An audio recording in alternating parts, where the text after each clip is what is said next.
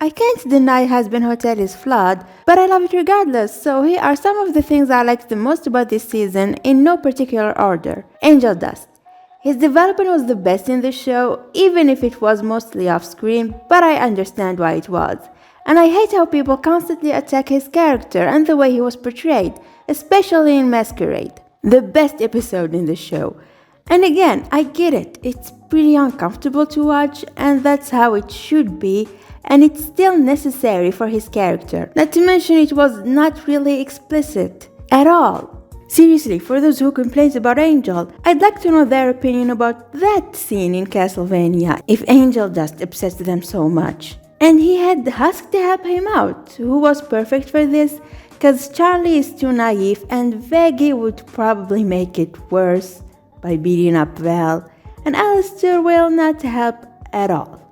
So Husk is the best option because they are kinda similar. Kinda.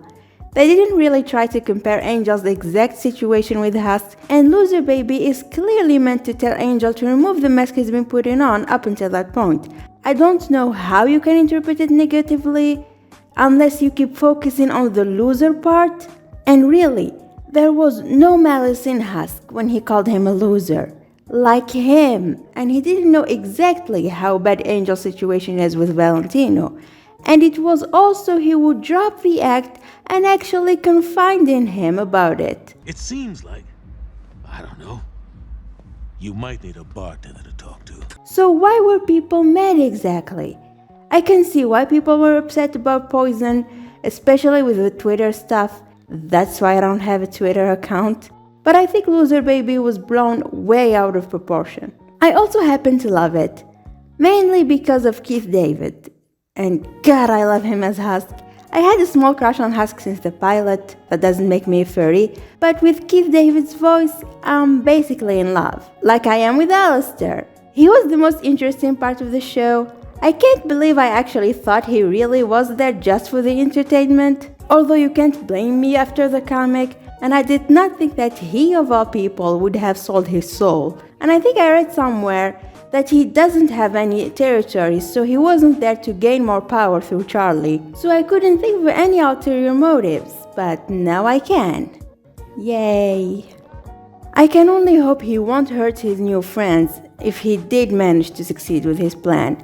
He seems to like them enough in the finale. And I know he definitely likes Charlie, platonically. I'm not sure he sees her as a daughter though, because they didn't really interact before episode 5, and he could have just said that to spite Lucifer. Even Charlie looked a bit confused here. And their relationship didn't seem parental in episode 7, and I loved it when Alistair explained to her why he always smiles. I loved seeing them together in general, and I wish they interacted more. I wish that for a lot of characters really, but I did enjoy what little we had. Going back to Alistair, I love that scene in the end where he interrupted their group hug and everyone was happy to see him except for Husk, who immediately stopped smiling but went in for it anyway, and Lucifer, who just backed off completely. I think him and Husk are gonna be good friends, and I'm here for it. And speaking of Lucifer, I happen to love him as well. It's a crime he only showed up in just 2 episodes, but I did enjoy the short amount of time he was on screen.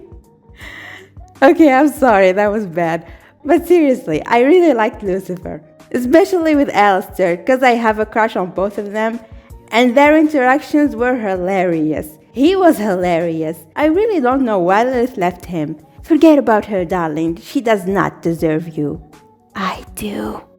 And I like the new Hazbin Hotel building with Lucifer's tower on one side and Alistair's on the other, which probably means Charlie has 2 dads now, and since I ship them, I really wouldn't mind. Now, what else? Definitely Serpentius. He was adorable and he deserved to go to heaven, and apparently we'll see what got him to hell in season 2. And I can't wait to know because I can't think of anything really. He's just too much of a lovable goofball for me to think of his sins, unless loyalty to the royal family counts. Your Majesty! The queen is dead, Pensius. Alright? She's dead. Didn't you see her in hell with you?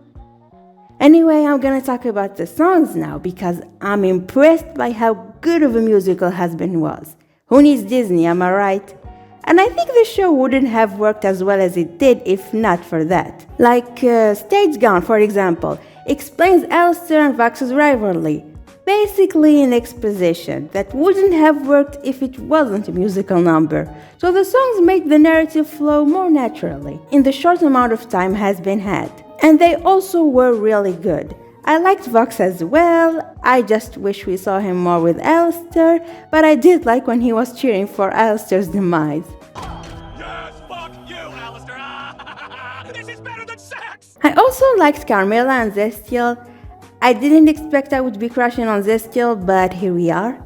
And I absolutely love Brandon Rogers as Katie Killjoy. It's just perfect. The animation was good too, that goes without saying. And Rosie and the Cannibal Town were great. I love the 1920s aesthetics, and I absolutely love Rosie. I would love to have tea with her. Or maybe not. And I think that's it. I really liked Hazbin regardless of everything, and I can't say I'm disappointed because I understand why it's the way it is, and I like what we got. And I'm really glad there's a new season on the way. And we'll get some new Hell of a Bus episodes while we wait. And I can't say I'm excited for it because I know what will happen, but I know I will like it anyway, even if it breaks my heart. Anyway, that's all I have to say. Thank you so much for watching, and I'll see y'all next time. This would make a fantastic anime.